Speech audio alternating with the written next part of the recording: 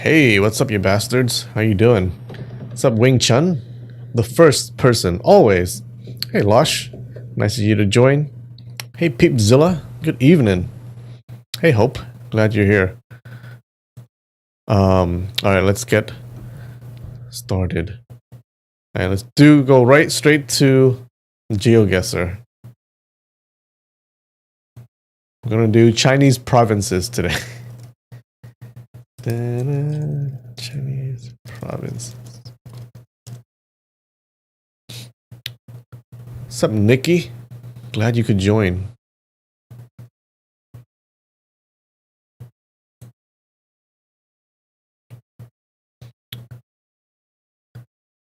Alright. Hey, Tomoe. Chinese provinces. Okay. The problem with this is that I know none of them. So we're gonna learn as we go, okay? We'll give this a couple of tries. Jiangsu. No idea. Shandong. Oh, that was close. Jiangxi. Oh god, they sound so familiar. I mean, not familiar. They sound so alike. This is Jiangsu. Guangdong. Where's Guangdong? That's Beijing. Heilongjiang. Here. Yunnan. Oh, Hunan. Beijing. Hey. Oh, this is the 69th stream. What do we do? Shanxi. Shanghai. Shanghai here? Here? Oh, there it is. Liaoning. Sichuan. Oh god. Fujian. Hunan, Guizhou. Ningxia. Do we see that? Tianjin. Gansu. This is the hardest ever. Hunan! Wait, what was that? Oh, no, wait, that was Hunan. Hey! Guizhou. Alright. Hong Kong. Oh, fuck. Which one is it? Oh no. This one? No! Chongqing.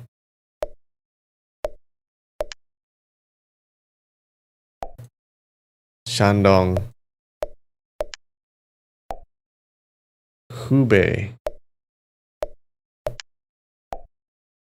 Qinghai. Xinjiang. Hebei. Hey, wait, where's Hebei? Jilin. Oh! Hey, we got two! Yo! Anhui.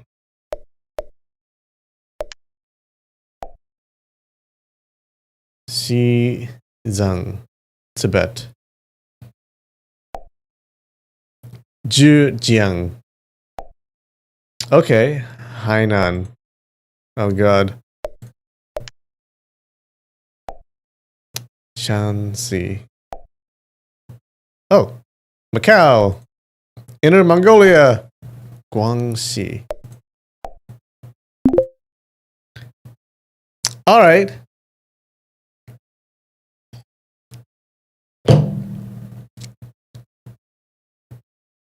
Time to fall asleep to tonight's reading? Cool.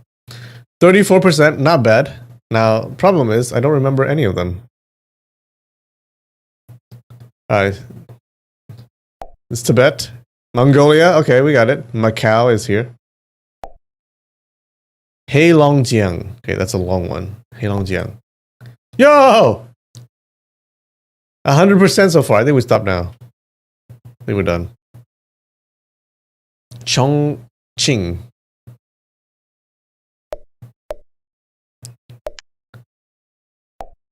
Henan is here, right? That's Hunan. Hunan is here. Hebei. Oh God. This is Hubei. Hubei is. Ah! Hunan, Hubei. Anhui. Jiangxi. Oh God. Shanxi. Shan. What is this? Shanxi and Shanxi. Oh, we got Shanxi. Hong Kong. Shandong. Here, right?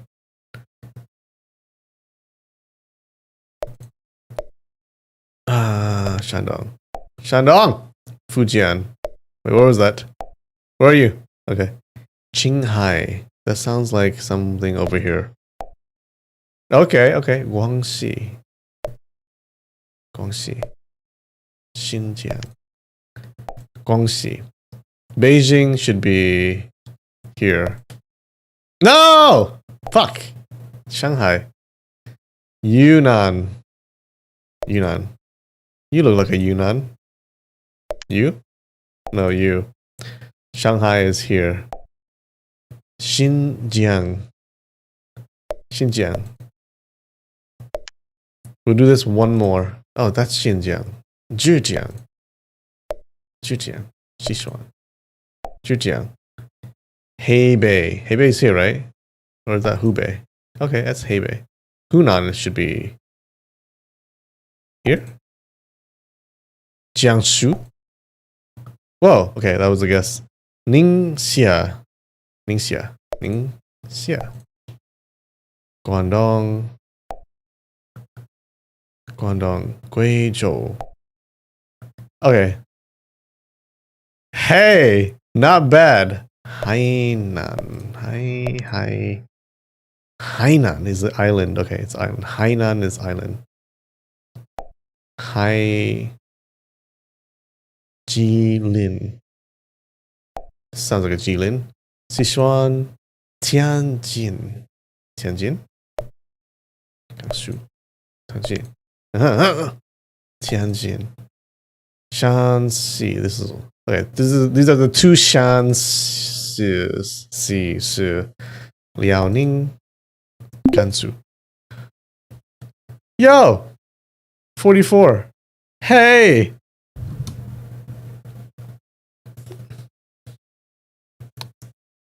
Yunnan is where Duan Yu is from?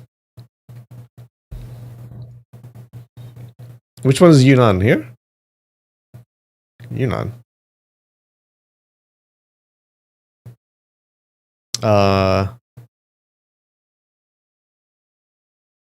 This is Yunnan. It looks just as complicated as Africa. Alright, one more. Heilongjiang. Okay, this is a long name. Where was that again? Here? Yo! Zhejiang.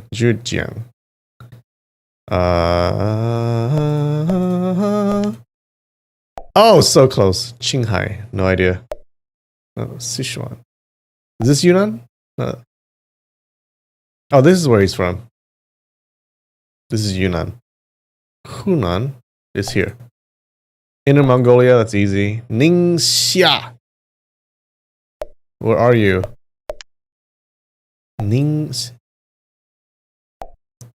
Tibet. Gansu is here, right? Oh! Chongqing. One of these, probably. Nope. Jiangxi. Fujian. Why did I click that again? Hainan.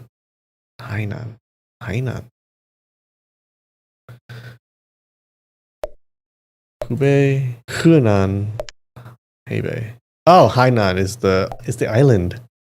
Jilin is up here. Liao Ning. Liao Ning. Liao Ning. Oh. Hong Kong. Which Hong Kong is it? This one. Okay. Jiangsu. Hebei. Wait. Where were you? Hubei. Ah! Wait, this is the easiest one. Hebei. Shandong is here. Shanxi is here. Jinxiang. Oh god, they all sound the same to me. This one. Jinxiang. This one. Oh, forgot about that one. Shanghai should be here. Henan should be here. Tianjin here. Here. Here. Anhui. Here. Here. Guizhou. Here.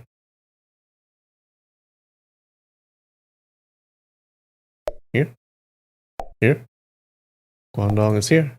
Shanxi. Beijing. Hubei. Sichuan. Fujian. Yunnan. Oh, whoever said that, this is where Duan Yu was from. Good job. Yunnan. Guangxi. Macau. Oh, the other Hong Kong. 49. Hey! Not bad. Not bad. This is Guangdong, right? That's next to... Wait, this is Guangdong. Never mind. Alright. 49. Not bad. Alright. We'll get there. We'll get there someday. Oh, I've been doing this. Check it out.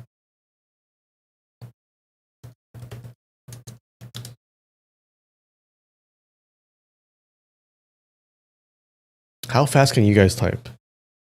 I think the fastest I've gotten is like 92. Let's see. Alright, my fingers are a little cold.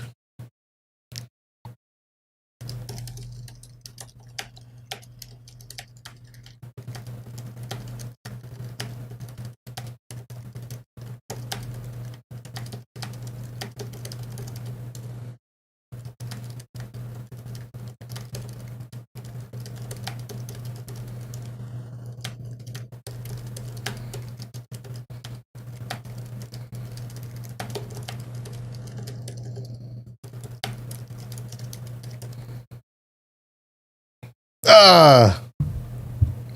84. Close. Close. The problem is whenever you hit an error, you kind of stop. It's hard to recover.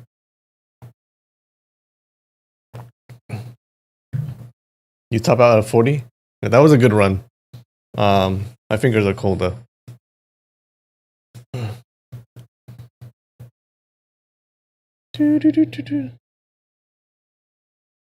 There's no, yeah, it's just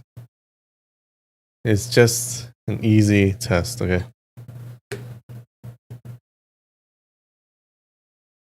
Alright, let's try it again.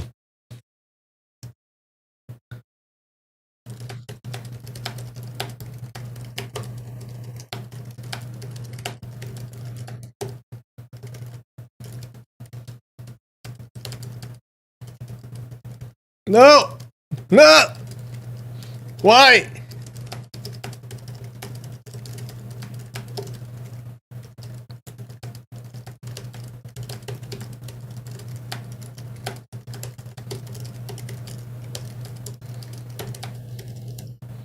Ah! Too many errors. Okay. I think I should do this like once every day or a couple times every day. Then it'll go up. I maxed out at like 92, I believe. Yeah. Yeah. I want to get to like 100. 120. Look at this. You start out at 120 and then you go down.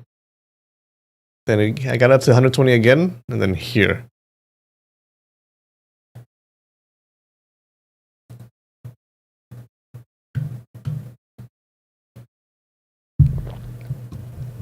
You got 81, 96% accuracy? That's pretty good, actually. Does it matter what kind of keyboard you have? Because my keyboard is this. It's, can you see?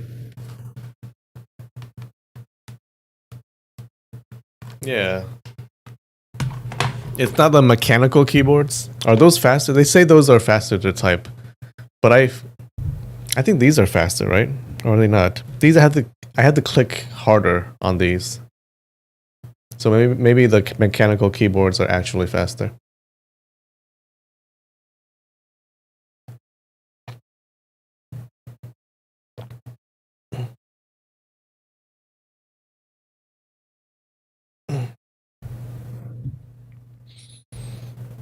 There are some you prefer, but I think it's just preference. You think so?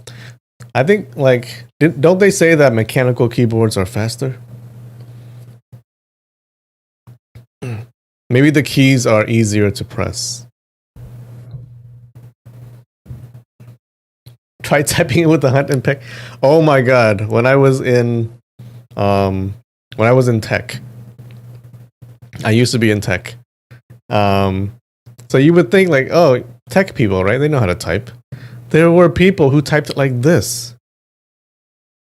They would program like this. I'm like, why? How slow are you? How long does it take for you to write a program? Like forever.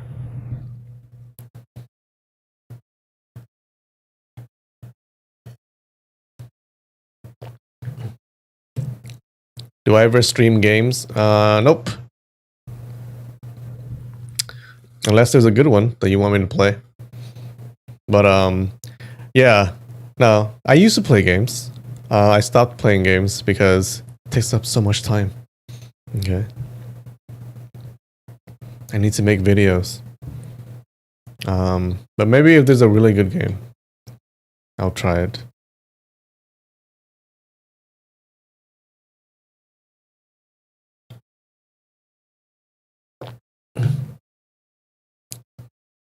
"88 words per minute, 99% accuracy." That's pretty good. I need to work on my accuracy. Alright, anyways. Guess what I have today? Salted egg salmon skin. Alright, to be honest, I'm not sure how appetizing that sounds, but we'll see. I hope it doesn't smell like fish. Salmon skin.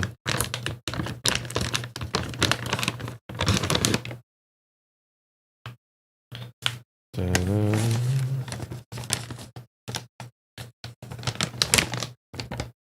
Whoa.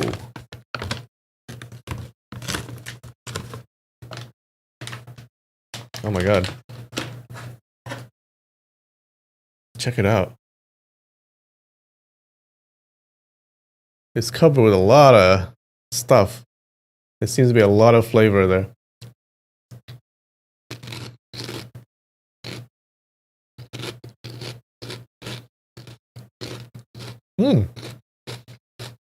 Hey. Not bad. It does taste like salmon skin. Oh. Hold on.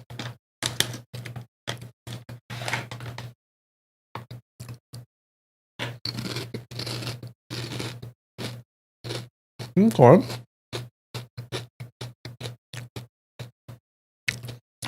It's a little crispy, lightly crispy. I absolutely taste the salmon skin. It is not too salty. It's pretty good, actually. This is dangerously addictive. Yeah, I like the light crunch. This is I'm gonna say 7.9 out of 10. Not bad. Irvins. Yeah, you know, like when you pan fry salmon, the skin is really good to eat, right? If it's like the crunchy skin, yeah, this is kind of like that.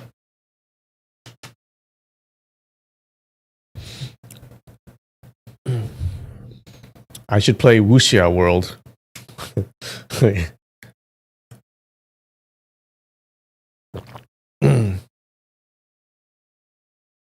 Wuxia World, eh?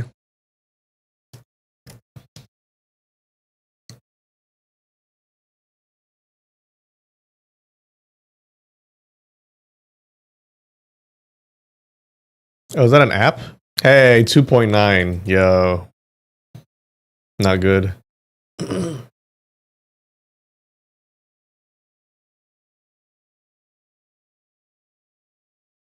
Oh, wait. It's just reading.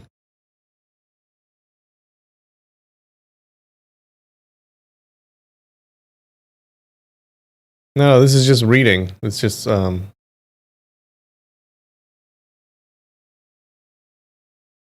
just stories, right? Oh, I thought you mean like, I thought it was an MMO or something. I thought you were talking about an MMO or something.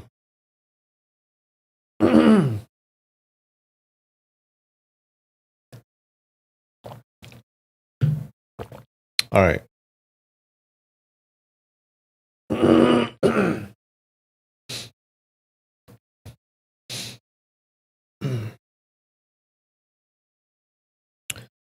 Let's get started. So, what happened last week? So we're still at that meeting with the people from the 36 caves and 72 islands. They're still discussing how to kill the child granny of Heavenly Peak, right? Remember, she's the one who has control over them, right? And she like tortures them and punishes them if they do something wrong. So they're discussing how to kill this child granny.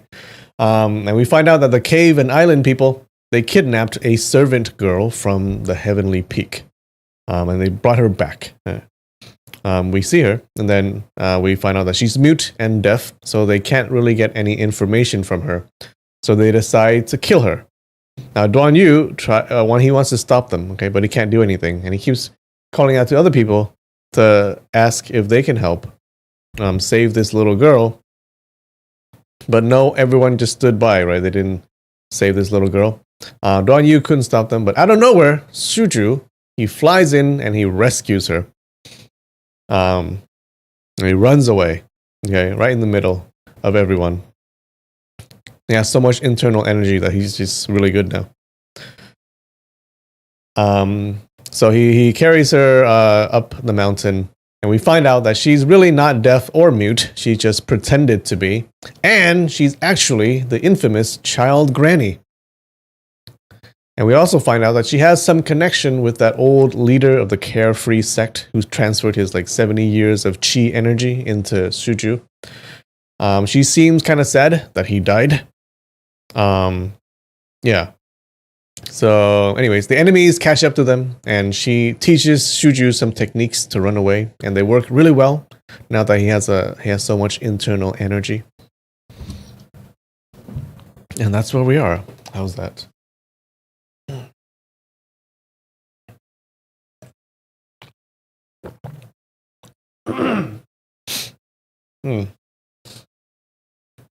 That salmon skin is giving me mucus.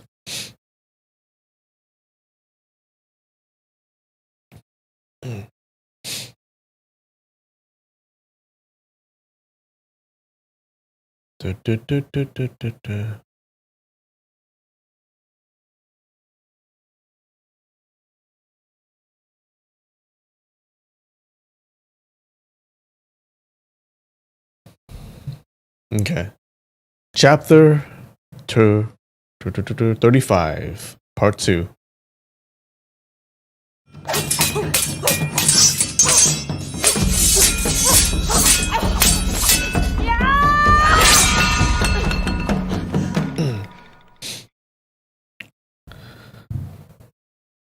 Alright, so the little girl wants some food, it seems. Yeah, she wants to teach him some techniques to catch chicken and sheep. So he goes, Junior monk was deceived by someone. I ate meat and fish once, but that was unintentional. Buddha will not blame me. But you want me to personally kill the animal. I definitely cannot do that. The little girl said, You refuse to kill chicken and deer, but you are willing to kill human. That crime is even worse. Shuju said in surprise, What do you mean I'm willing to kill human? Buddha is merciful. Sin, sin. The little girl said, You still pray to Buddha? You are really funny. If you refuse to catch chicken for me to eat, after 4 hours, I will die. Won't you be the culprit? Shuju scratched his head and said, This mountain peak must have some grass or fungus, bamboo shoots, etc. I will go pluck them for you to eat.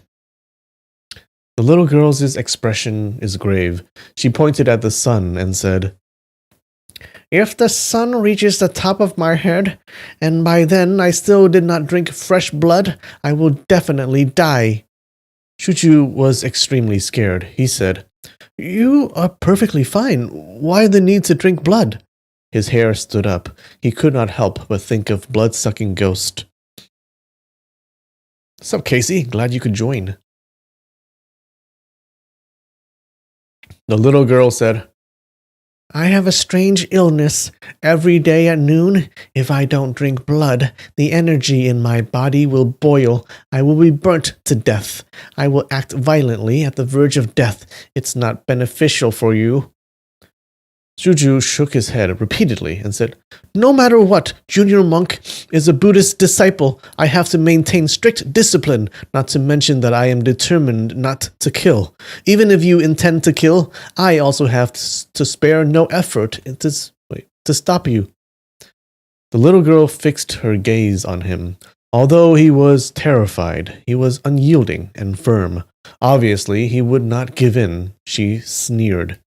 You claim you are a Buddhist disciple, maintaining strict discipline. What are the disciplines? Shuju said, Buddhist disciple includes basic precept, the Mahayana precept, etc. The little girl sneered. So much variations and pattern. What is the basic precept? Mahayana precept. Shuju said, Basic precept is quite simple. There are 4 categories. The first category has 5 prohibitions. The second category has 8 prohibitions. The next has 10. The last one is for monk initiation. There are 250 prohibitions. Wow.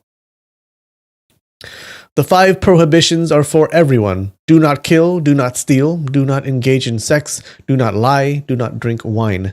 For those who have taken the tonsure, they have to abide by an additional 8 prohibitions, 10 prohibitions, and finally, the 250 prohibitions. They are much stricter than the 5. In short, do not kill is the number 1 prohibition for Buddhists. The little girl said, I've heard before, for eminent monks to achieve enlightenment, they have to maintain Mahayana precept. They are called the 10 restraints, correct?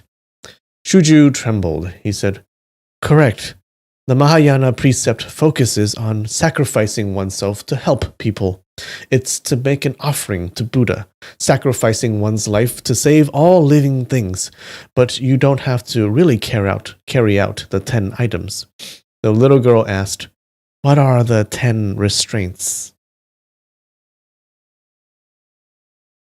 Tonsure definition? Well, to take the tonsure means to become a monk. And I believe tonsure means the outfit that a monk wears.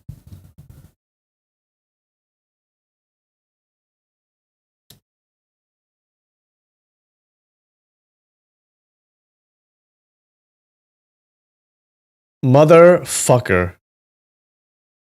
That is wrong! A part of a monk's priest's head left bare on top by shaving off the hair. Oh. God damn it. No!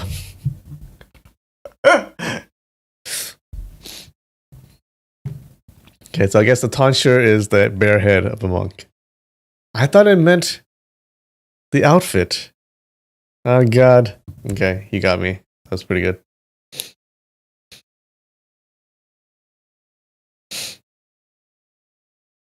So she asks, what are the 10 restraints? Shuju's martial art was mediocre, but he was well versed in Buddhist scripture. He said, first, cut your flesh to feed the eagle. Second, throw yourself to feed a hungry tiger. Third, chop off your head to thank the heavens. Fourth, break your bone to extract the marrow. Fifth, pluck your body to light 1,000 lamps.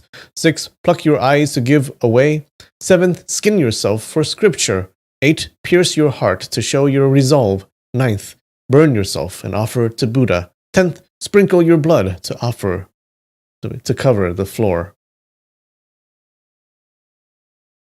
As he said one line, the little girl would sneer one time. When he finished speaking, the little girl asked, cut your flesh to feed the eagle. What does that mean? Shuju said, that is the early life of Sakyamuni Buddha. He saw a hungry eagle chasing a dove. He could not bear it and hid the dove in his bosom. The eagle told him, you saved the dove, but you starve me to death. Aren't you harming me? Thus, Buddha cut his own flesh to feed the hungry eagle. The little girl said, the story of throw yourself to feed a hungry tiger, it must be similar? Correct. The little girl said, illuminating. Buddhists have such clear discipline. It's really deep and profound. It's more than just do not kill. If you refuse to catch chicken or deer for me to eat, then you have to follow the example of Shakyamuni Buddha. Sacrifice your flesh and blood for me to eat. If you don't do that, you are not a Buddhist disciple. Oh God. She is a vampire. Sing Hair by Lady Gaga. Oh, I don't know. I don't know that song. Sorry. As she finished speaking, she pulled up Shuju's left sleeve, revealing his arm. She smiled. I can endure 1 day of hunger after eating this arm of yours. Shuju, she's like an old version of Azu. I don't know if Azu would actually eat someone's arm. I think she's a little worse. Shuju saw her reveal a dense row of teeth. It seemed she wanted to bite down on his arm. This little girl is short and weak. There was nothing to fear, but Shuju assumed she was a female ghost that reincarnated into someone else's body. Her expression now was really terrifying. He could not help but tremble in fear. He shouted loudly and shook off her palm. He extended his legs and ran up the mountain peak. In his frightened state, his shout was loud and clear. Someone bellowed from halfway up the mountain. There they are! Everyone chase towards this direction! The voice was bright and ringing. It was Taoist Bu Ping. Shuju pondered.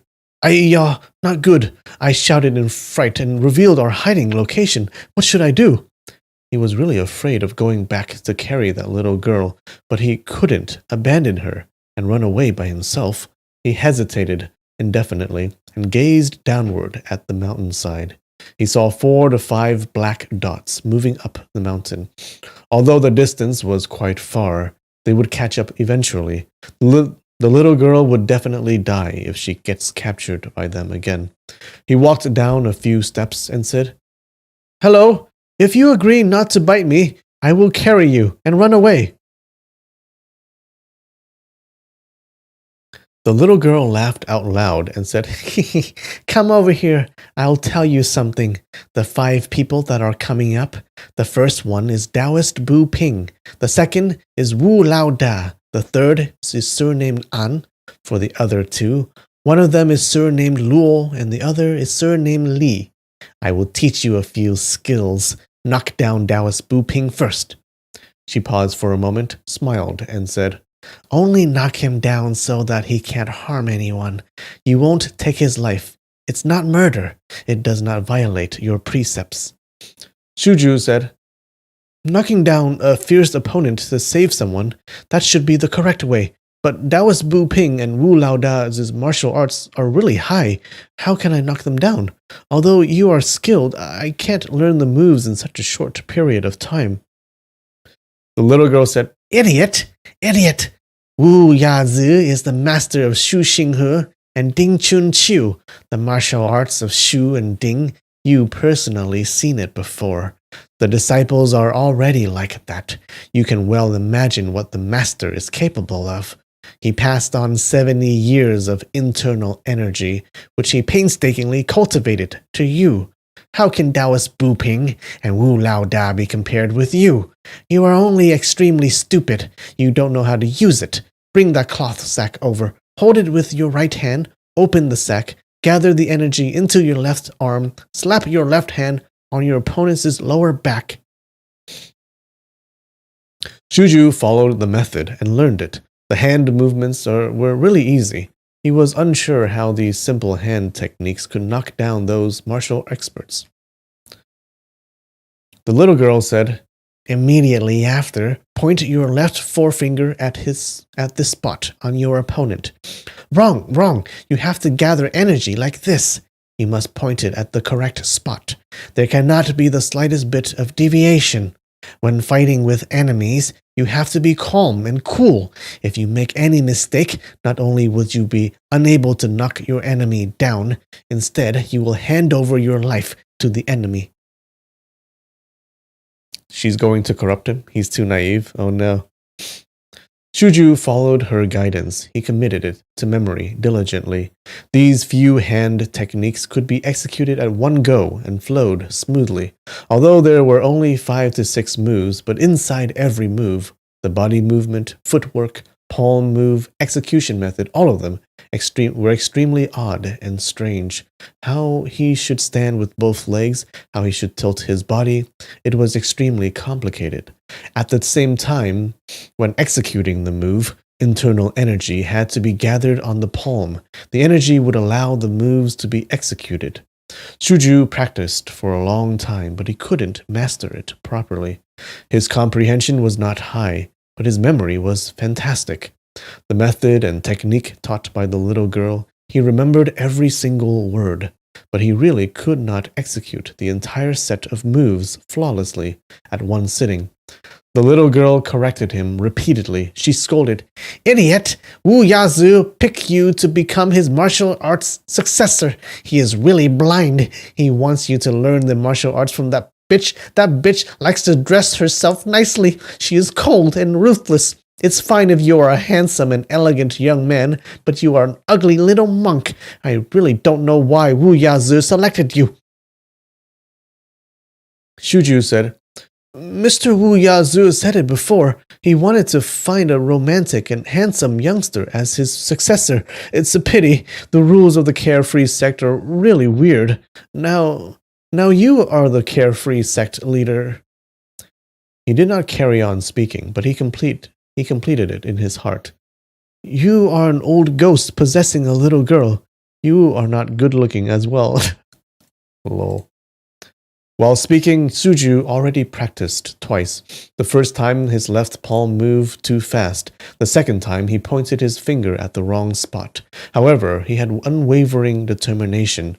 He wanted to keep on practicing. Suddenly, he heard the sound of footsteps.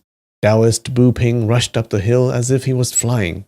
He laughed and said, "Little monk, you run very fast." Both his legs pushed off from the ground and he leapt towards him. Shuju saw the force was fierce and violent. He turned around and ran. The little girl shouted, "Act according to the method! You cannot make any mistake!" Shuju did not have time to think. He opened the cloth sack. He gathered internal energy into his left arm and smacked his palm at Taoist Bu Ping. Taoist Bu Ping cursed, "Little monk, unexpectedly you dare to fight with your Taoist grandpa?" He waved his palm to meet it. Shuju did not wait for the palms to clash. He extended his leg and hooked him. It was really strange. His leg really hooked onto him. Taoist Bu Ping stumbled forward.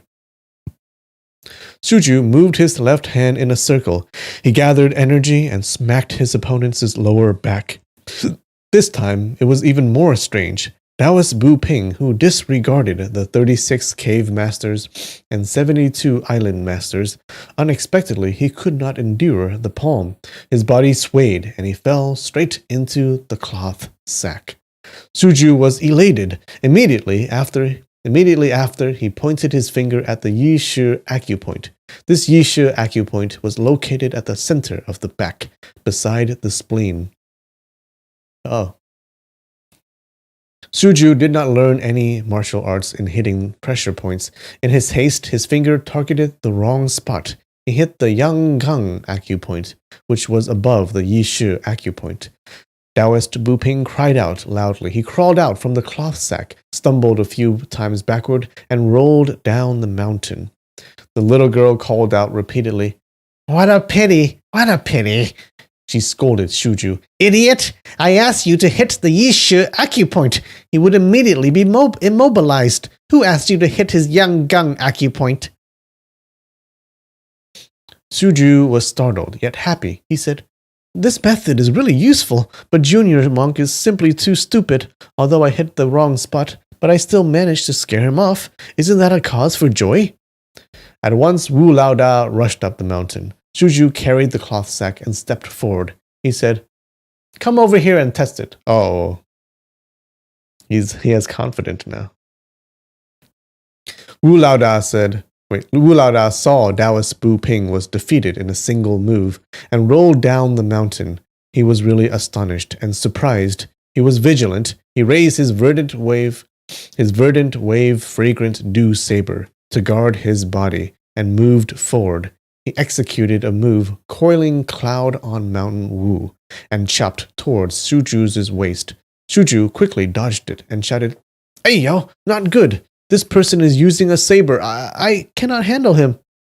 The little girl shouted, "Come over here and carry me. Jump up the tree." At this moment, Wu Laoda already chopped 3 times in succession.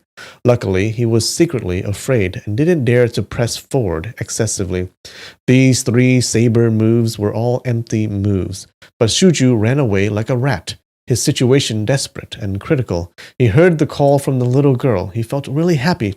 "Jump up the tree to escape. I learned this method before." As he was about to rush over to carry the little girl, Wu Laoda attacked in quick succession. The saber was fast like the wind. It chopped towards his fatal points. Suju shouted, "Not good!" He gathered his energy and jumped. His body rose straight up. He appeared to be flying, and he landed on top of a pine tree. This pine tree was 3 jang high. Suju jumped up effortlessly. Wu Laoda had a huge shock. Although Wu Laoda's martial arts was strong, his lightness martial art was ordinary. He definitely could not climb up such a tall tree. However, his attention was not on Suju, but on the little girl. He shouted loudly, "Damn monk! Just stay on the treetop forever. Don't ever come down." As he finished speaking, he extended his legs and rushed towards the little girl. He stretched out his hands to grab the back of her neck. He still wanted to capture this little girl and let everyone chop her and drink her blood, swear an oath with blood, thus no one could have any second thoughts and back out. Suju saw the little girl got captured again. He felt really anxious. He pondered. "She asked me to carry her up the tree, but I just jumped up on the treetop by myself. She imparted this lightness martial arts to me. Isn't this an act of ingratitude from me?" He jumped down from the treetop. While jumping down, the cloth sack he was holding so happened to face downward. He easily covered Wu Laoda's head with the cloth sack. His left finger pointed at his opponent's back. His finger still did not hit the Yishi acupoint. It was a few inches lower and hit the Wei Tang acupoint. Wu Laoda felt a gust of wind on his head. Afterwards, he could not see anything. In his panic, he brandished his saber around, but he chopped empty air. At that time, Suju hit his Wei Tang acupoint. Wu Laoda did not become paralyzed, but both his arms felt numb. With a dang sound, the verdant wave fragrant dew saber dropped on the floor. His left hand loosened and he released the little girl. Wu Laoda was anxious to remove the cloth sack covering his head. He turned over and rolled on the ground. Shuju carried the little girl and jumped up the treetop. He said, "Dangerous, dangerous!" The little girl's complexion was pale. She cursed, "Useless thing! The skills that I taught you, you messed it up twice!" Shuju felt really ashamed. He said, Yes, I hit the wrong acupoint. Look, they come again." Shuju looked downwards. He saw Taoist Bu Ping and Wu Laodao coming up the mountain. Moreover, there were an additional 3 men. They gesticulated at a distance. They did not dare to come close. Suddenly, a short, fat person gave a shout and rushed forward. When he was about 1 jang from the pine tree, he rolled on the ground. He seemed to be surrounded by a circle of light. As it turned out, he was brandishing a pair of hatchets to guard his body. He rushed to the base of the tree. There were 2 chung-chung sounds. His twin hatchets hacked the tree roots. This person was strong, the axe sharp. It seemed after a dozen or more chops, and this big pine tree would be chopped down by him. Shuju was really anxious. He shouted, "What to do?" The little girl said coldly, "Your master pointed a way for you. He asked you to look for that bitch in the painting and beg her to teach you martial arts. You go beg her. If that bitch teaches you, you can easily knock down these 5 pig dogs." Pig dogs?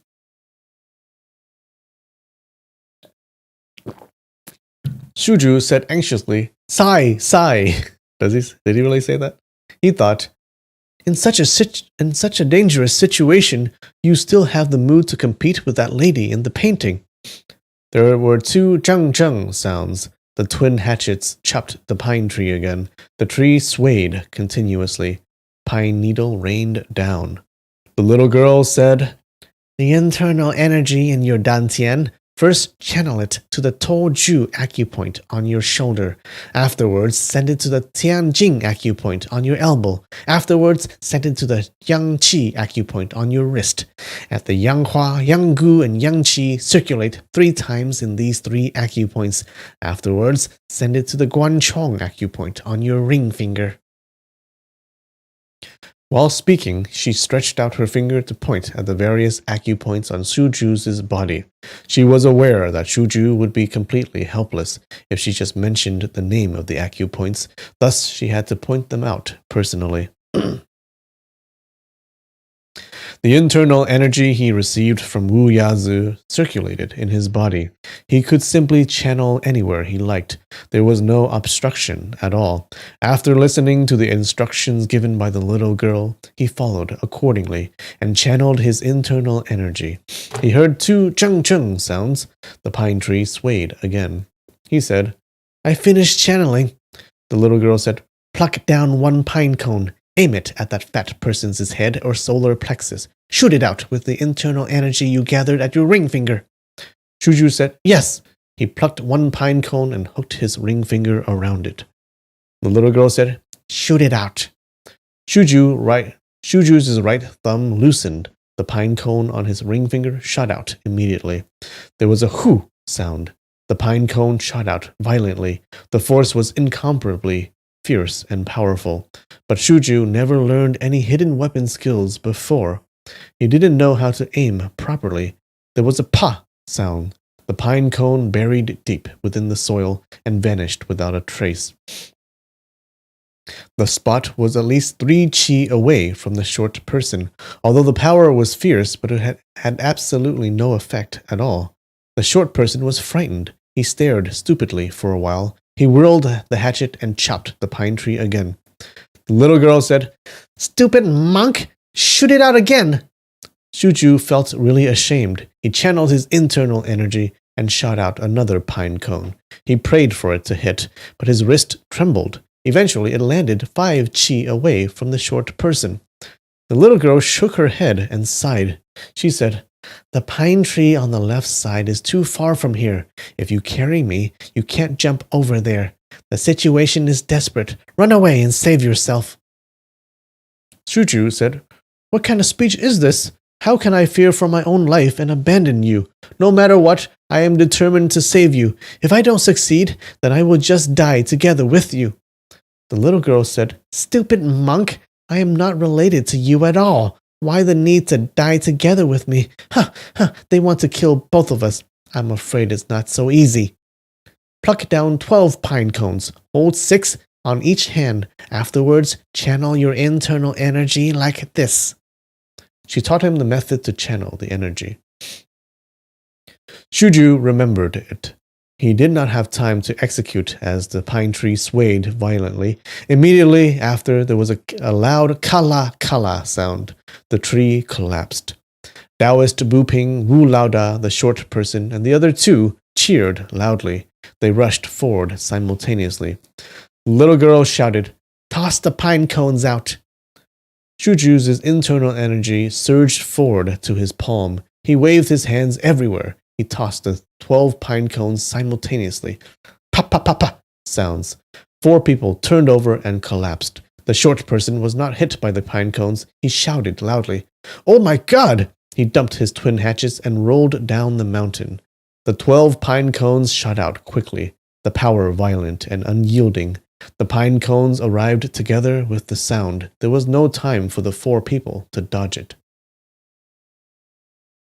After tossing out the pine cones, Suju was afraid the little girl might be injured if they fell. He hugged her waist and landed lightly.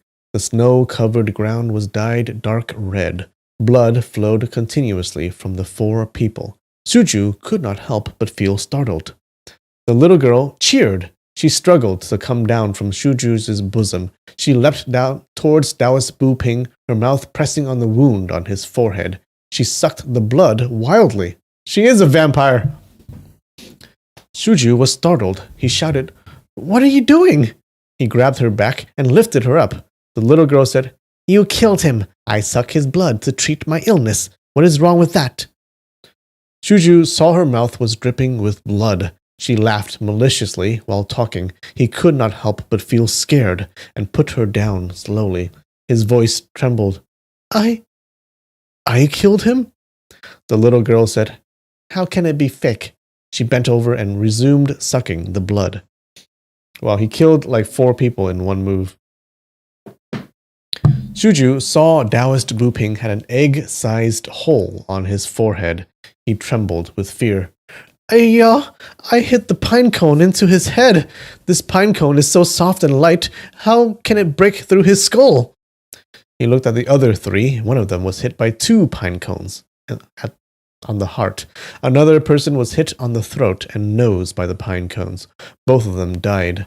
Wu Laoda was hit on his abdomen. He was still panting and groaning. He did not die yet. Shuju walked towards him. He paid his respects and said, "Mr. Wu, junior monk accidentally injured you. It's really not intentional, but the sin is grave. I am really apologetic." Wu Laoda breathed deeply and cursed. "Stinky monk! Are you joking? Quickly, kill me with a single saber. Damn your grandmother!" Shuju said, "How can this junior monk joke around with senior? But... Suddenly, he recalled that he killed 3 people with a single move. It seemed Wu Laoda might not live as well. He already broke the number 1 Buddhist precept that forbids killing. In his panicked state, he trembled from head to toe.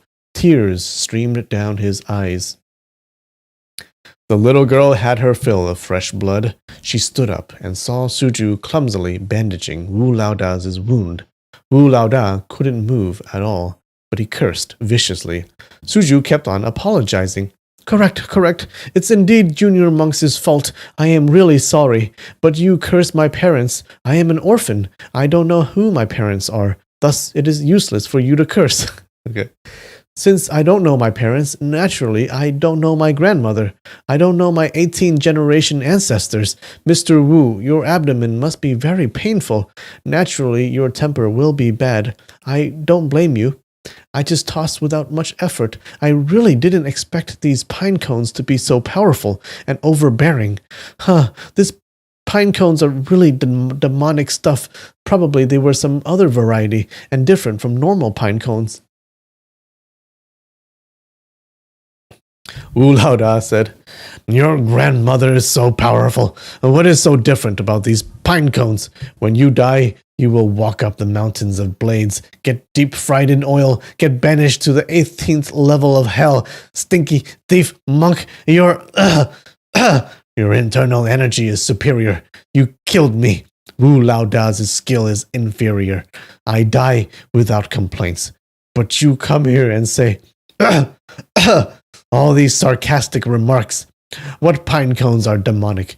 Your body possesses incomparably powerful internal energy. But you don't have to be so strong, vicious, and overbearing. He couldn't continue. He coughed repeatedly. The little girl smiled and said, Little monk, you are really lucky today. Granny originally didn't intend to pass on this divine skill to anyone. But you are sincere and honest. You are willing to risk your life for Granny. You fulfilled my requirements, and I can safely pass on these skills to you. Moreover, the situation is desperate. Granny needed your help, and you were forced to execute the moves. Wu Laodao heard this mute girl open her mouth to speak. He opened his eyes widely. He felt amazed. Now he could finally recall that someone was speaking to Suju previously, but the situation was desperate, and he did not have time to think properly. He didn't expect the voice to come from the little girl, but now he personally witnessed and heard it. He could not help but stare foolishly. After a long time, he finally said, What human are you? You are mute, but how come you can talk now? The little girl sneered. You think you are qualified to ask who I am? She took out a porcelain bottle from her bosom. She took out 2 yellow pills.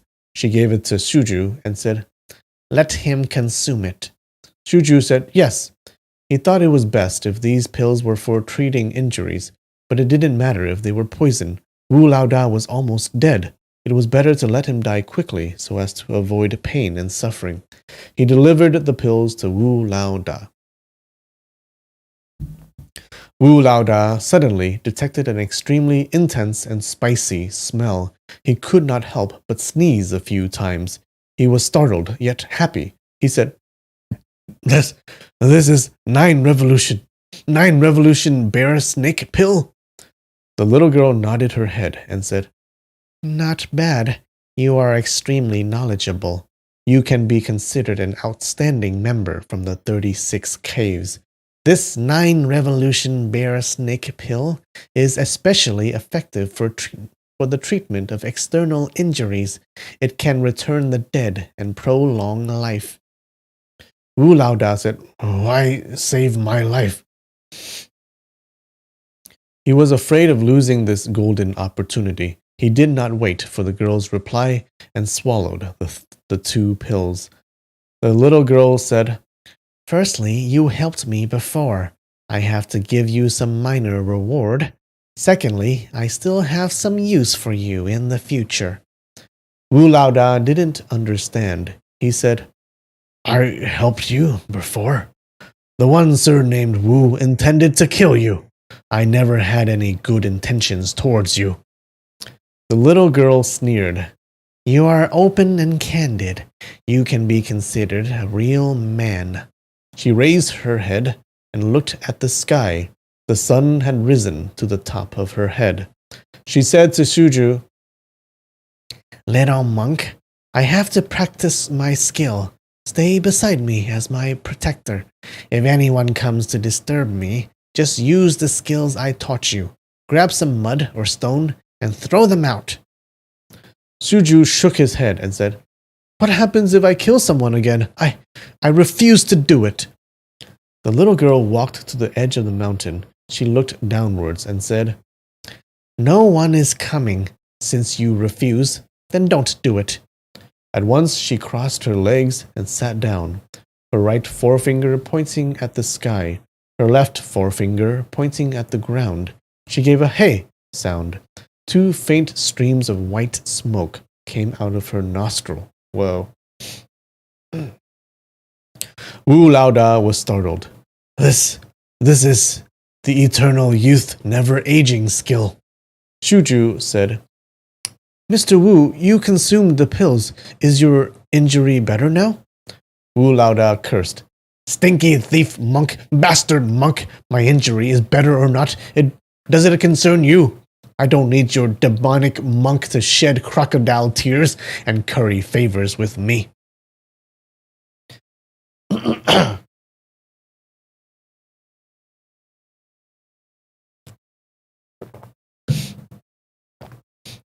But he felt the pain on his abdomen diminishing. He knew the 9-revolution bear snake pill was a wondrous medicine from the Vulture Palace. It could even revive the dead. Maybe he can preserve his own life. Unexpectedly, this little girl was capable of practicing this divine skill. He was bewildered. He heard someone mention before the eternal youth never aging skill was the supreme martial arts of Vulture Palace. You had to use the highest level of internal energy as the foundation. Only then could you practice it. Although this little girl came from Vulture Palace, she was only 8 to 9 years old. How could she practice into such a state? Or perhaps he heard wrongly and this little girl was practicing some other skill. The white smoke that came out of the little girl's nose surrounded her head. It lingered and did not disperse. Gradually, it became denser and became white fog. The fog covered her face completely. Immediately after, the joints in her body made gu-gu noises, similar to popcorn. Shuju and Wu Laoda looked at each other in dismay. They didn't understand the reason. After a long time, the popcorn noise gradually softened. The white fog also gradually dispersed. The little girl was inhaling the white fog continuously. When the fog was completely absorbed by the girl... When the fog was completely absorbed, the girl opened her eyes and slowly stood up. Alright. This is a good time to break. Give me 5 minutes, okay? I'll be right back.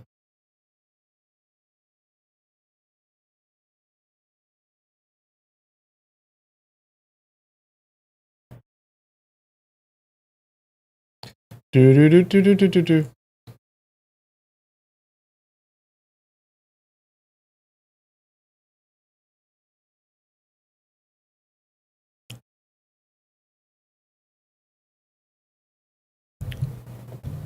All right.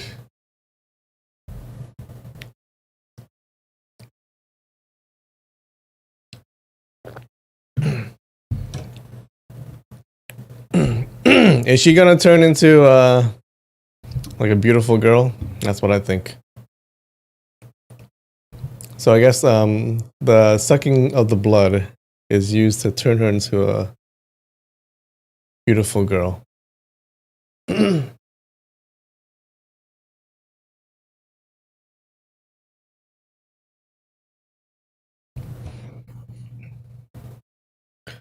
Shuju and Wu Laoda rubbed their eyes simultaneously.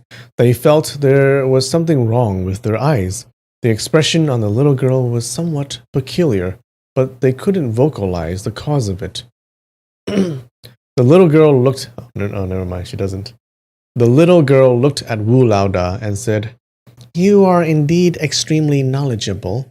You even recognize this eternal youth never aging skill of mine." Wu Laoda said, Who are you? Are you the disciple of Child Elder? The little girl said, Your guts is really not small. She did not answer his question. She said to Shuju, "Carry me with your left hand. Grab Wu Laoda's lower back with your right hand. Use the method which I taught you. Channel your energy and jump on top of the tree. Afterwards, climb several hundred jiang up the mountain peak." Shuju said, "I am afraid Junior Monk doesn't have this level of skill." But he still complied with her orders. He carried the little girl with his left hand. He grabbed Wu Laoda's lower back with his right. It was already very strenuous. How could he jump up the treetop? The little girl scolded him. What, aren't you channeling... Why aren't you channeling your internal energy? Shuju laughed apologetically. Yes, I was flustered for a moment. Unexpectedly, I forgot. He channeled his internal energy. It was really strange. Wu Laoda immediately became lighter. The little girl was completely weightless. He jumped up on the treetop. Afterwards, he used the method taught by the little girl and stepped forward. He leapt from one pine tree to another, which was several jang away. It was as if he was walking on level ground. This step from him already reached the next treetop, but it was simply too easy, and he was shocked. Due to his shock, his internal energy withdrew back into his dantian. His footing became heavy, and he immediately fell off the tree. Luckily, he did not release and drop off the little girl and Wu Lao Da. When he landed on the ground, he immediately jumped up again. He was afraid the little girl would scold him. Thus, he simply rushed up the mountain peak without saying a word. Initially, he was not skilled with channeling of internal energy. Sometimes his foot was slightly obstructed and sluggish. After his internal energy circulated a few times, unexpectedly, it became smooth and unhindered, as if he was breathing normally. He did not need to focus, and the energy would naturally flow all over his body. He was running faster and faster. His speed in running up the mountain was nearly as fast as running down the mountain. He could barely restrain his footing. The little girl said, "You are practicing pure energy of northern darkness for the first time. You cannot use it excessively if you want to preserve your own life. You may stop now." Shuju said, "Yes." He dashed forward a few jang. He slowed down the momentum and leapt down from the tree. Wu Laoda was really amazed. He felt admiration and a bit of envy. He said to the little girl, This pure energy of northern darkness, you taught it to him today. Unexpectedly, it's already so powerful. The martial arts of Misty Peak Vulture Palace, it's really deep like an ocean. You are just a child, but you are so amazing." The little girl looked around. They were surrounded by densely packed rows of trees. She sneered. "Within 3 days, you lot of dogs might not be able to find this place, correct?" Wu Laoda said gravely, "We already suffered a crushing defeat. This little monk is equipped with the pure energy of northern darkness. He is protecting you with his full strength. Even if everyone finds you, there's nothing they can do." The little girl laughed coldly. She did not speak. She leaned against a tree trunk, closed her eyes, and fell asleep. After this burst of running, Shuju was even more hungry. He looked at the little girl. Afterwards, he looked at Wu Laoda and said, "I have to go find something to eat, but you have evil intentions. I am afraid you will harm this little friend of mine. I can't put my mind at ease. It's best if I take you along." As he finished speaking, he stretched his hand to grab Wu Laoda's lower back. The little girl opened her eyes and said, "Idiot," "Idiot, I already taught you how to hit the pressure points. He is lying down motionless. Don't tell me you still can't hit it properly." Shuju said, "I'm afraid I will really hit wrong, and he could still move." The little girl said, "His life-death talisman is in my hands. Would he dare to act rashly?" Wu Laoda cried out in alarm when he heard the phrase life-death talisman. His voice trembled. You. The little girl said, "Just now you consumed how many pills?" Wu Laoda said, 2.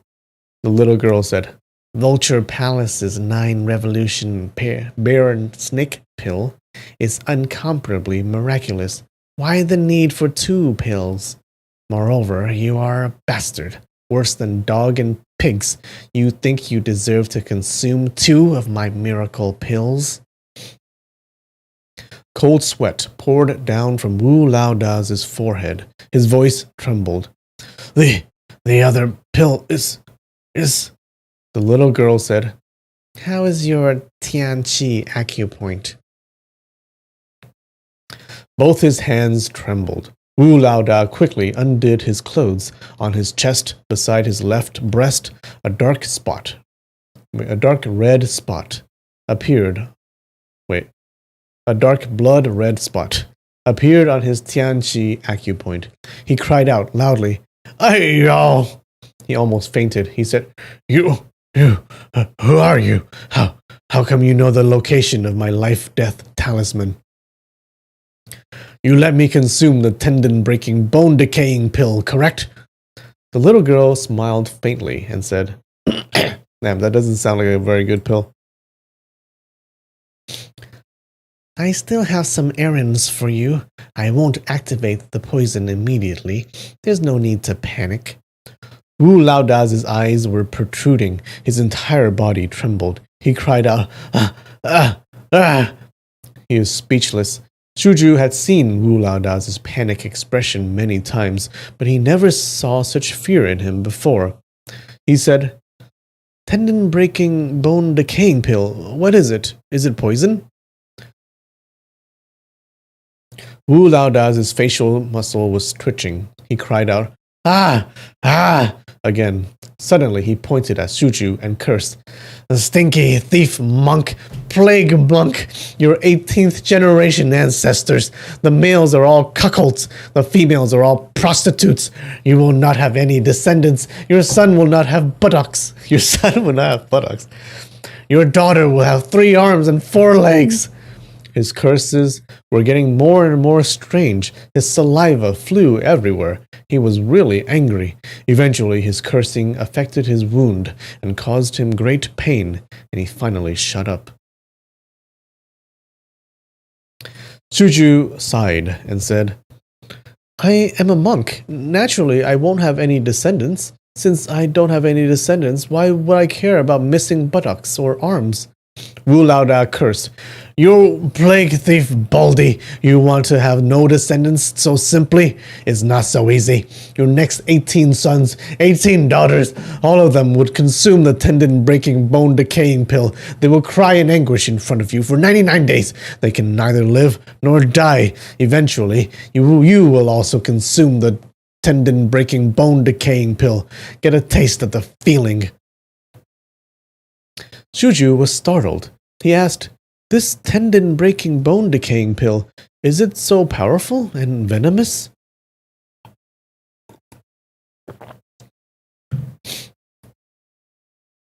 Wu Laoda said, "All your tendons will break off. At that time, you can't open your mouth. You can't move your tongue. Afterwards. He knew he had consumed this number one most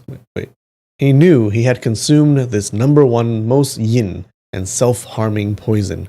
He couldn't continue. He felt coldness from the bottom of his heart. He thought of banging his head on the pine tree to kill himself. Assless guy never needs to buy chairs. True. The little girl smiled and said, "Just be obedient and listen to me. I will not hasten the process. Even after 10 years, the poison will not activate. Why the need to be so scared? Little monk, go seal his acupoint, just in case he starts acting mad and bangs his head on the tree to commit suicide." Shuju nodded his head and said, "Correct." He walked to Wu Laoda's back. He used his left hand to search for the Yishu acupoint. He probed carefully. After confirming the location, he hit and sealed the acupoint. Wu Laoda groaned. He fainted immediately. At this moment, Shuju had some basic experience in channeling the pure energy of northern darkness in his body. In fact, he didn't have to target critical acupoints. He could simply jab at any spot on his opponent and easily inflict serious injury. Shuju saw Wu Laoda faint. He was flustered and immediately needed the Runjong acupoint and massaged the chest. He managed to wake him up. Wu Laoda was extremely weak in poor health. He breathed softly. How could he even summon the energy to curse? Suju saw Wu Laoda woke up. He left to find food. There were truly a lot of elk, antelopes, bamboo partridges, wild rabbits, etc., but he was unwilling to kill them. He searched for a long time but did not find any edible stuff. He had no choice but to jump up the pine tree and pluck the pine cones. He extracted the pine nuts and ate it. The pine nut was fragrant and sweet, but it was simply too tiny. He ate over 200 to 300 pine nuts in one sitting, but he was still hungry. Damn, that's a lot of pine nuts. His hunger was somewhat relieved, and he did not eat any more. He filled 2 pocketfuls of pine nuts and gave them to the little girl and Wu Laoda. The little girl said, "It's really hard on you, but I cannot eat this vegetarian food during this 3 months. Go and unseal Wu Laoda's acupoint." Oh, she cannot eat veggie in these 3 months. Oh no, she's going to use him for food. He's her blood source. At once, she taught him how to unseal acupoint. Suju said, "Oh, right. Wu Laoda must be very hungry as well." He followed the instructions given by the little girl and unsealed Wu Laoda's acupoint. He grabbed a handful of pine nuts and gave it to him. He said, "Mr. Wu, please eat these pine nuts." Wu Laoda glared ferociously at him. He picked up the pine nuts and ate it. After eating a few nuts, he cursed, "A thief! Baldy!" He ate a few more nuts and cursed again, "Plague! Monk!" Suju was not angry. He pondered. "I injured him till he was within inches of his life. No wonder he is angry with me." The little girl said, "Just go to sleep after eating the pine nuts. Don't make any sounds." Wu Laoda said, "Yes." He didn't dare to look at her. He quickly finished eating the pine nuts. He lay down and slept. Suju walked towards the edge of a big tree. He sat on the tree roots and leaned against the tree to rest. He pondered, "I should not sit too close to that old ghost." He was exhausted after several days of running. Not long after, he fell into a deep sleep. He woke up the next morning, but the sky was gloomy. Black clouds hung low. The little girl said, "Wu Laoda, go catch a sika deer or antelope. You have to catch it before 9 to 11 a.m. It has to be alive." Wu Laoda said, "Yes." Okay, she's not using him for food then. He struggled to stand up. He picked up a dried branch and used it as a crutch. He propped it against the ground. He swayed and walked slowly.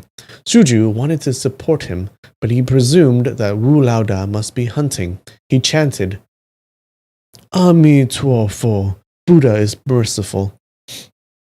He said, "Deer, sheep, rabbit, wild chicken, all living things, quickly stay far away. Don't let Wu Laoda catch you." The little girl pouted and smiled coldly. She ignored him. Suju kept on chanting Buddhist scripture. Wu Laoda sustained serious injury, but nobody knew what kind of method he used. Unexpectedly, it was not even 9 a.m., and he dragged a small sika deer and returned. Suju chanted the name of Buddha repeatedly. Wu Laoda said, "Little monk, quickly light a fire. We will roast venison and eat it." Suju said, "Sin, sin, junior monk, will never help you commit such wrongdoing." Wu Laoda flipped his hand. He pulled out a shiny, sparkling dagger from his boot. He was about to kill the deer. The little girl said, "Wait." Wu Laoda said, "Yes." He put down the dagger. Suju was elated. He said, "Yes, yes, little girl, you are benevolent and kind. You will definitely have good fortune in the future." The little girl smiled coldly. She ignored him. She closed her eyes to rest. The small deer called out, "May, may," repeatedly. Is that what deer say? Several times, Suju thought of rushing forward to release it, but he didn't dare. The shadow of the branch was getting shorter and shorter. The sky was gloomy. The shadow was extremely faint. It was really hard to distinguish. The little girl said, "It's noon." She carried the small deer, lifted the deer's head high. She opened her mouth and bit the deer's throat. The small deer called out in pain. It struggled constantly. The little girl bit on firmly. Coo, coo noise came from her mouth. She sucked the deer's blood continuously. Shuju was startled. He shouted, You are too ruthless!" The little girl did not take notice. She focused on sucking blood. The small deer movements were getting weaker and weaker. Eventually, it went into a brief spell of spasms and died. Oh, poor deer.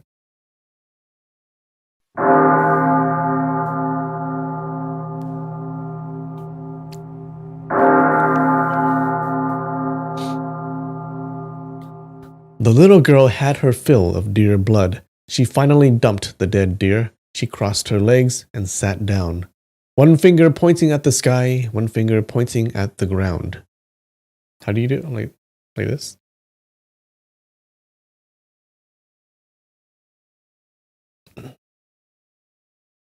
She practiced the eternal youth never aging skill again. The white smoke flowed out of her nose and surrounded her head. After a long time, the little girl withdrew the smoke and stood up. She said, "Wu Lao Da, go and roast this venison."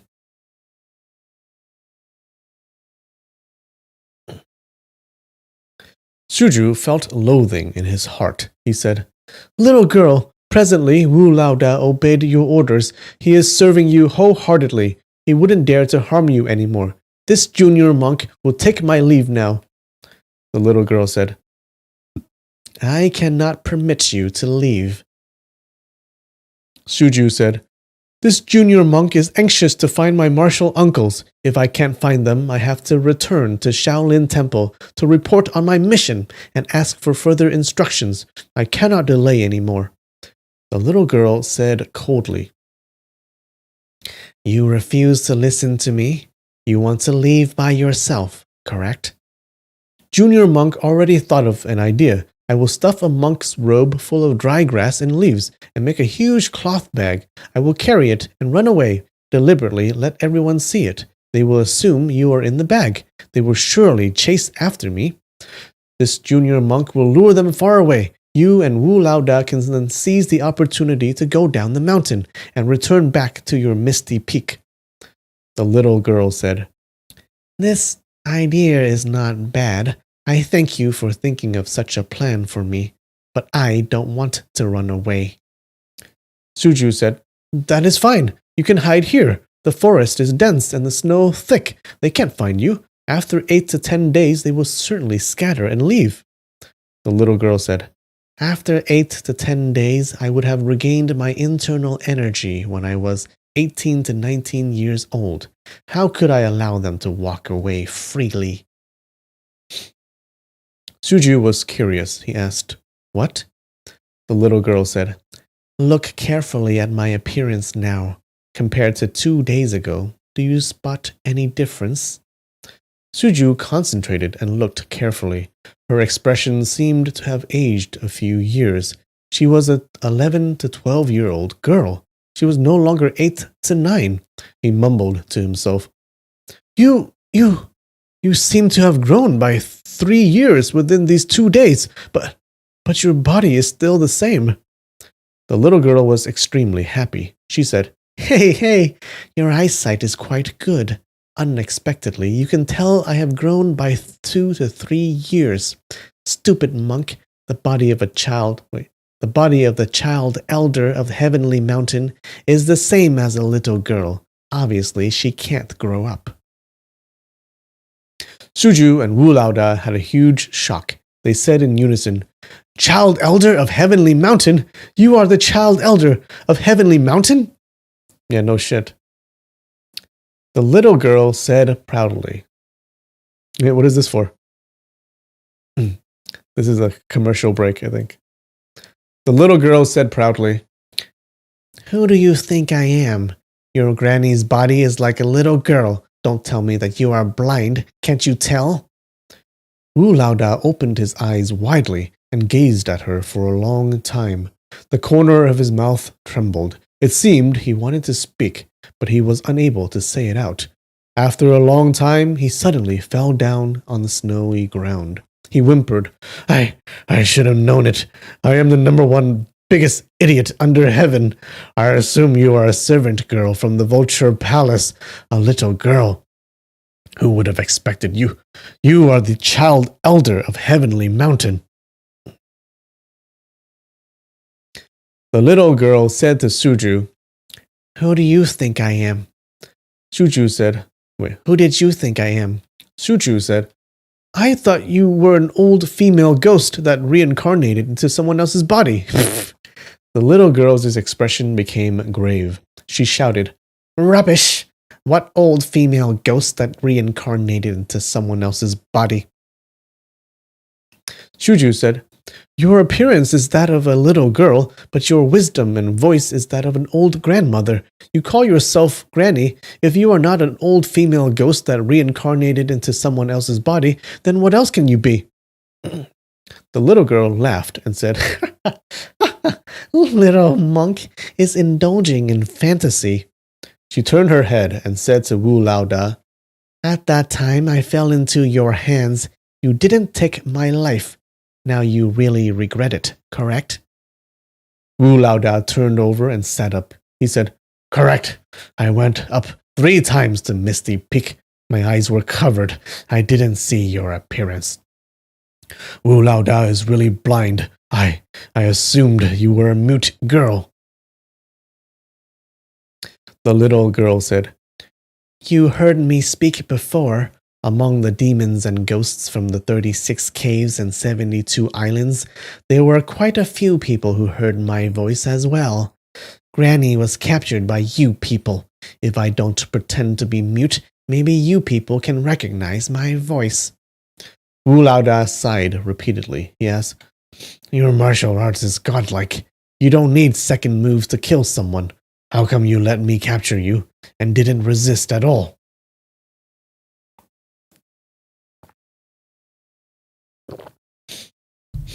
The little girl burst into loud laughter. She said, Previously I thanked you for helping me. This is it. At that time, a strong enemy was arriving. Granny was unwell. It was hard for me to resist. As it turned out, you used a cloth sack to carry me down the mountain. Granny avoided calamity. Should I give my thanks? When she finished speaking, she suddenly revealed an ominous glare. She said strictly, But after capturing me, you said I pretended to be mute. You employed various evil techniques on your granny. It's really a great crime. If not for this case, I could have spared your life. Wu Laoda leapt up. He knelt down and said, Granny, one who does not know is not guilty at that time. If Wu Laoda knew you were our revered child elder, I would never dare to disrespect or offend you. Yeah. You were gonna kill her, dude. The little girl sneered. You are fearful, but not necessarily respectful. You gathered the demons of the 36 caves and 72 islands, all of you determined to revolt against me. How do you explain this? Wu Laoda kowtowed repeatedly. His forehead knocked against the mountain rock. He knocked a few times and his forehead was already dripping with blood. Suju pondered. So this little girl is the child elder of Heavenly Mountain. Child elder. I thought she was surnamed Tong Grandma. Who would have expected this Tong refers to child? She's not surnamed Tong. This person's martial arts is so deep and profound.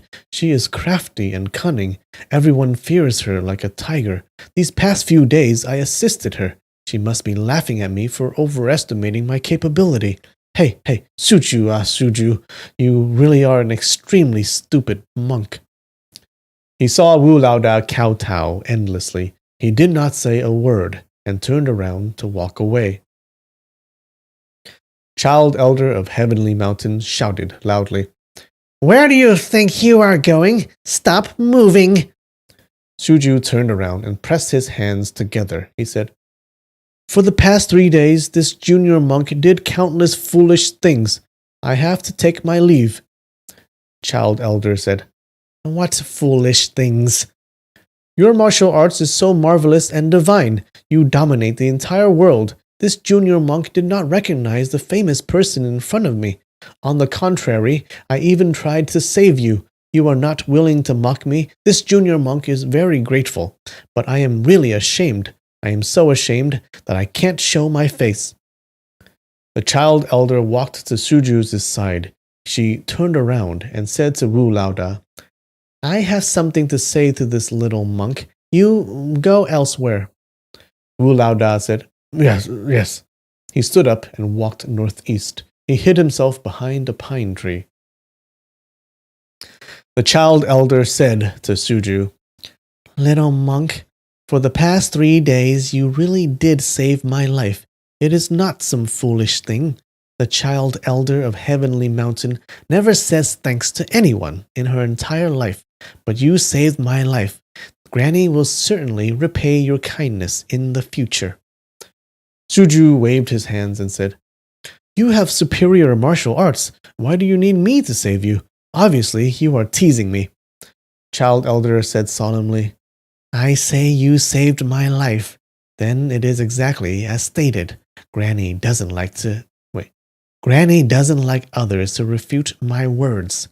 The internal energy I practice, it's indeed known as the eternal youth never aging skill. The power of this skill is strangely formidable. Once you mastered it, you will be immortal. Immortal? Oh shit. But there is a great disadvantage. You will revert back to a child every 30 years. Suju said, Revert back to a child? Then isn't that good? Child elder sighed and said, Little monk, you are loyal and honest. You saved my life.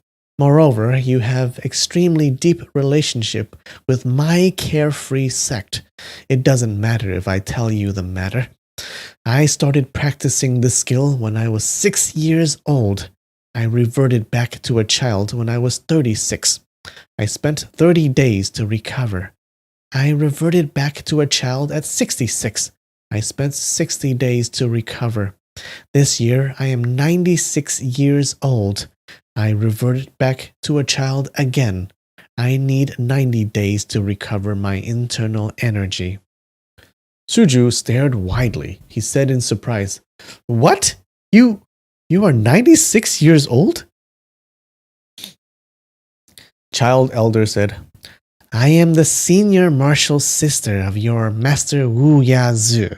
If Wu Ya-Zu did not die, he would be 93. I am older than him by 3. Don't tell me it's not 96 years old. Suju opened his eyes widely. He carefully examined her figure and complexion. She didn't look like 96 years old at all. Carrie, you expected her to be 300. Okay. Well, it's certainly possible. You can be immortal by this skill. That's pretty cool.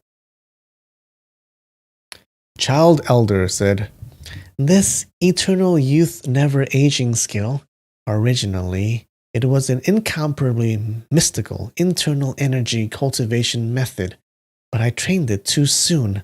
I started practicing when I was 6 years old. Several years later, the formidable power of this energy became apparent, but my body couldn't grow up. I would forever look like an 8 to 9 year old child. If I started practicing this skill at 17 to 18 years old, I will revert back to 17 to 18 years old every 30 years. Then it would be simply fantastic. Ah, sucks for her. Sucks for her. That would be pretty cool if you can revert back to this age.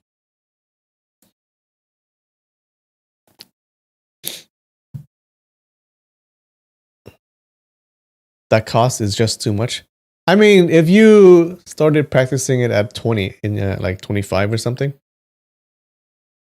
that would be pretty cool. You can stay like 25 forever.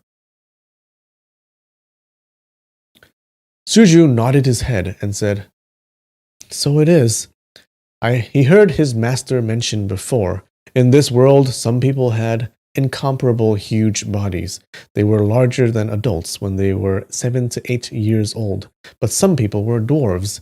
Even till old age, they didn't reach 3 qi. His master said it was due to the imbalance in the San Jiao. If the person practiced first-class internal energy skills as soon as possible, then there was hope for cure. He said, This internal energy of yours, are you training the hand meridian Xiaoyang of San Jiao? Child elder was startled. She nodded her head and said, Correct. You are just a little monk from Shaolin. Unexpectedly, you have such knowledge. It's said that Shaolin is the chief of martial arts studies. Sure enough, there is some truth in it. You're happy to skip back after age 36? Yeah. If I knew about this martial arts, then I would have started at like 23. It took her, 3 years to learn? Or 2 years or something? Yeah, that'd be really cool.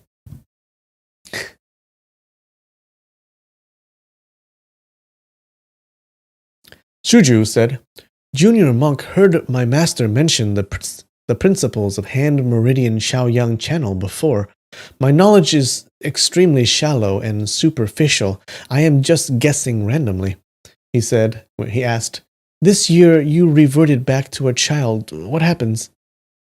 Child elder said, When I revert back to a child, I will lose all my energy. After practicing for 1 day, I would regain the internal energy when I was 7 years old. The second day, I would regain till 8. The third day, I would regain till 9 years old. Every day is equivalent to 1 year.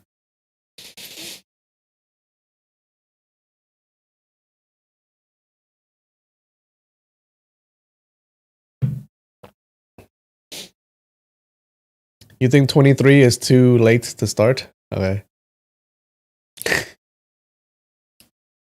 What would you rather do? 18? 15?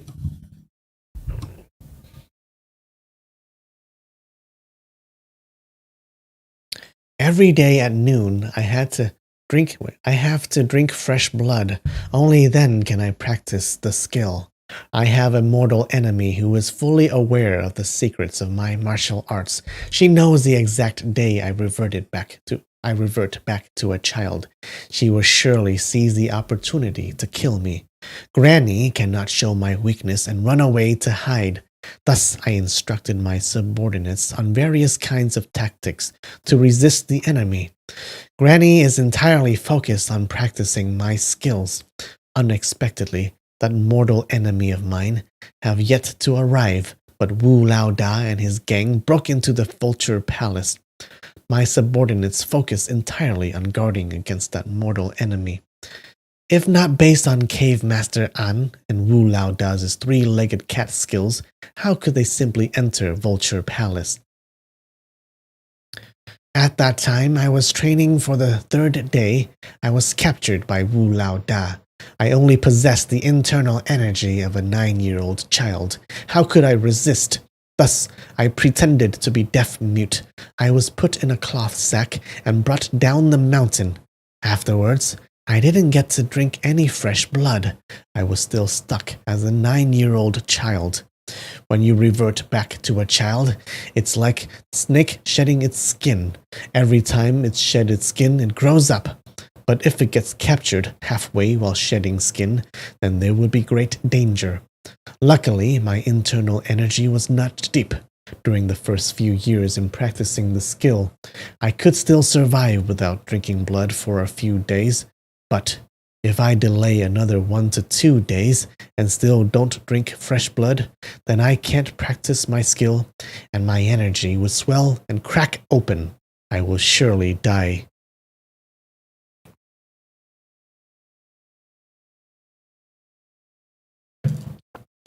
This is the reason why I said you saved my life. Shuju said, Presently, you regained the internal energy when you were 11 years old.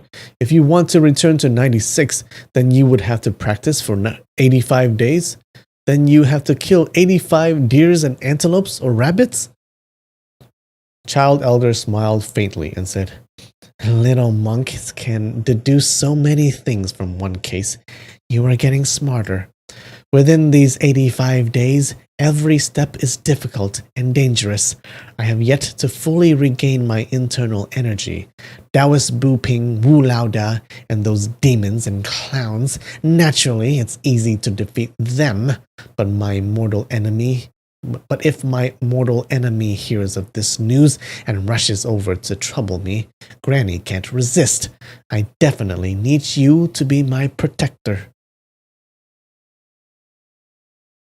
Suju said,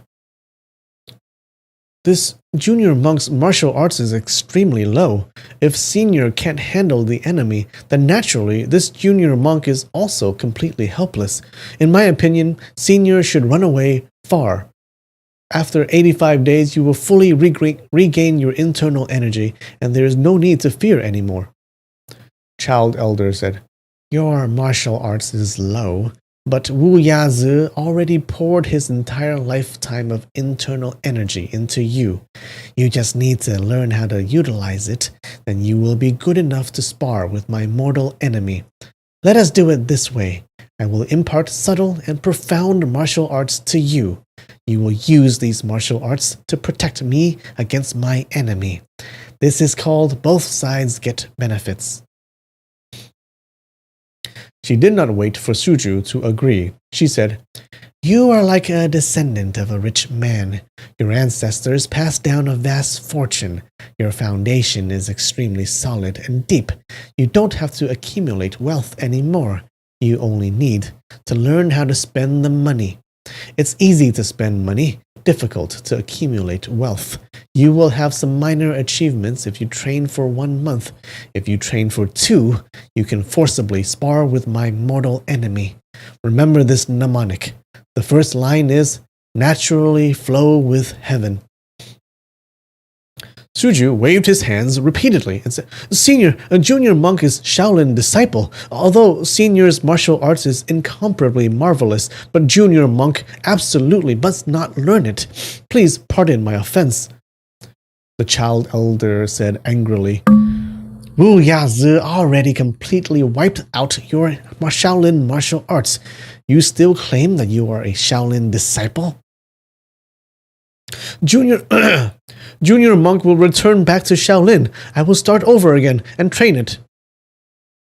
Child elder said angrily, You resent my heretical school. You disdain learning my martial arts, correct? Suju said, Followers of Buddha, we have to be merciful and save all living things. We pay particular attention to staying away from greed and lust, having a clear and bright heart. As for martial arts, admittedly, it's beneficial for Buddhist meditation if you train it to a very high level, but there are 84,000 methods in Buddhist cultivation. You don't have to focus solely on martial arts. My master told me, if you are too engrossed in martial arts, then it becomes a dharma garaha. It hinders your cultivation. It's not good. The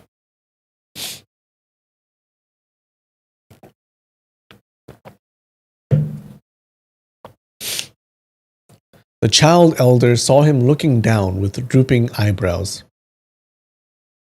He resembled a little eminent monk. He was extremely old-fashioned and inflexible. How should she handle him? After a while, she thought of a plan. She shouted, Wu Lao Da, go catch 2 sika deer. Slaughter them immediately. Wu Lao Da was hiding far away. Child elder did not have sufficient internal energy. Her voice could not travel far. She shouted 3 times, and Wu Lao Da finally managed to hear it and agreed. Suju was alarmed. He said, Why do you need to slaughter the sika deer? You already drank fresh blood for today, correct? The child elder laughed and said, You forced me to slaughter them. Why the need to ask me? Suju was even more baffled. He said, I forced you to slaughter? Child Elder said, "You refuse to assist me to resist powerful enemies. I will definitely be tortured until death.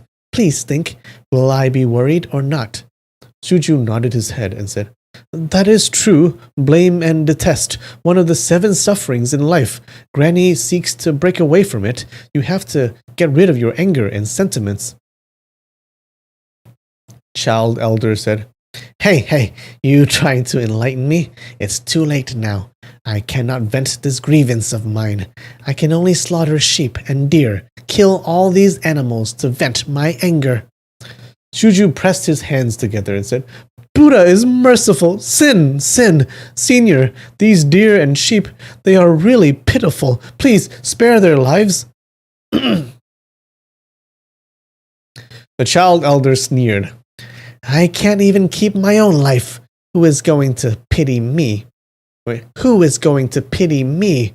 She raised her voice and shouted, "Wu Lao Da, quickly, go catch the Sika deer."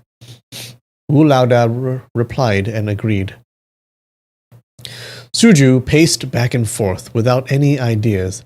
If he left now, he was unsure how many innocent sheep and goat had to die by the Child Elder's hands. She kept emphasizing that he killed them, but he was unwilling to stay and learn martial arts from her. Wu Laoda's skill in catching deer was really brilliant. After a short time, he grabbed a Sika deer by its antlers and dragged it over. The Child Elder said coldly, "Today I already drank the deer blood. Kill this stinky deer with one chop and throw it into the mountain stream." Suju quickly said, "Wait!" Child Elder said, "If you listen to my instructions, I can spare this deer. If you leave now, naturally, I will kill 8 to 10 deer every day." Oh, she's vicious. "Whether I kill more or kill less, it's completely based on you. In order to save all living things, the great Buddha said, if I don't go to hell, who will go to hell? Just accompany an old lady for a few days. It's not some arduous task like going to hell. Unexpectedly, you have the heart to let these groups of deer die.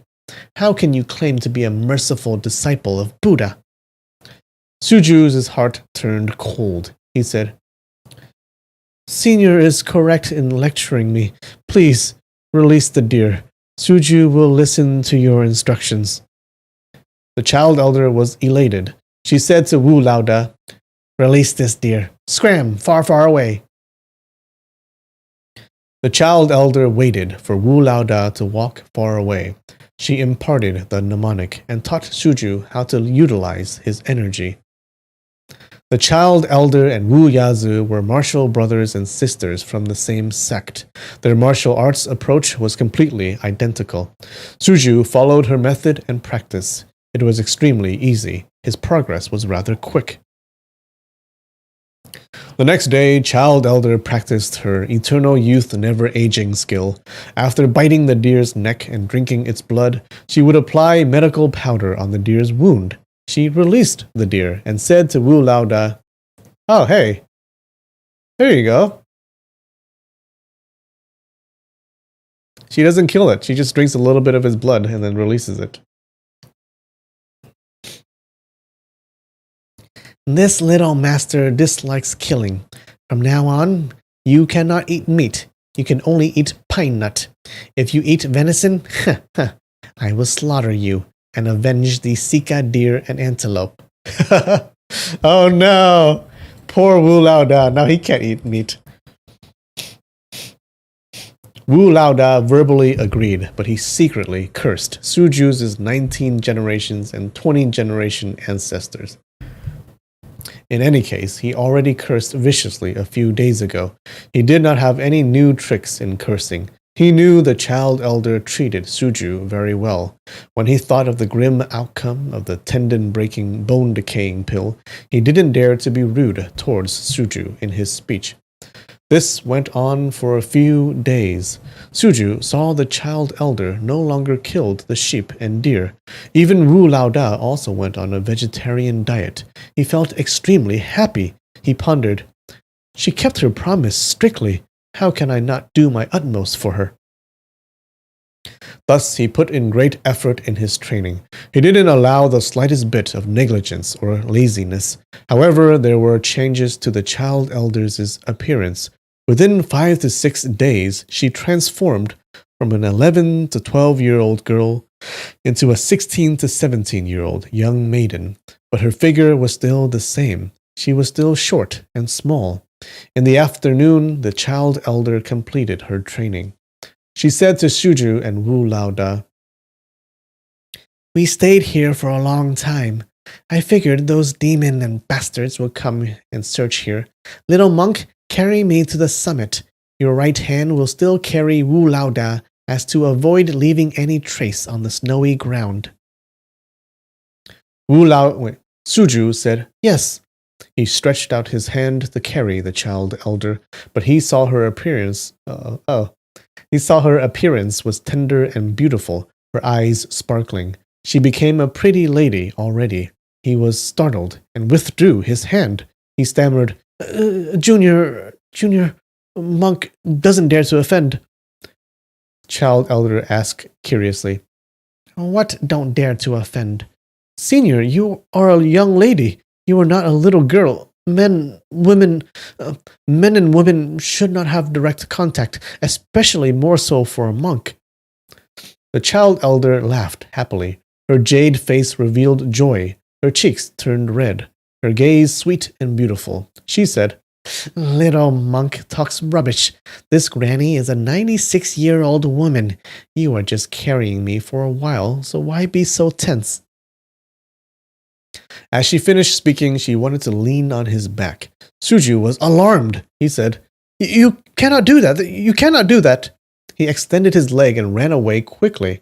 The child elder executed her lightness martial arts. She chased after him. Currently, Suju's pure energy of northern darkness was already 30 to 40% complete. The child elder only regained her internal energy until 17-year-old. Her lightness martial arts was greatly inferior. She only chased a few steps, and Shuju moved further and further away. The child elder shouted, "Quickly, come back!" Shuju stopped running and said, "I will hold your hand and jump up the treetop." The child elder said angrily, "You are so old-fashioned and inflexible. You can't even accommodate the circumstances. If you want to learn the highest level martial arts, it would be difficult. Suju was stumped for words. He pondered. The blank says, all those with appearance, all of them fabricated.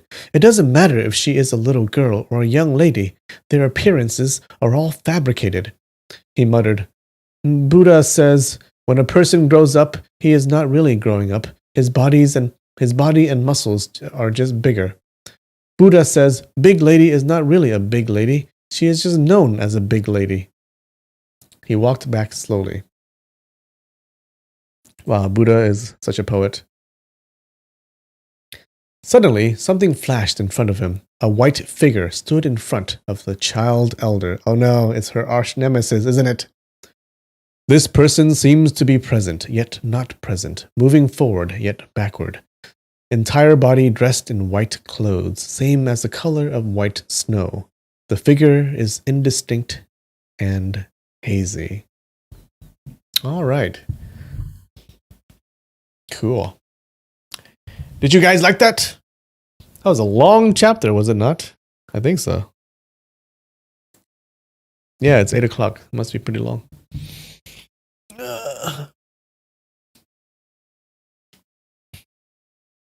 I like that chapter. I like the dynamic between Suju and the child elder. All right.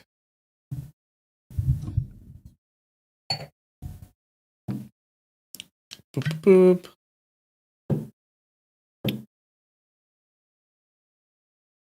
Yeah. I owe you a song. Oh, God. Drink some wine first. Boop. All right. Cheers.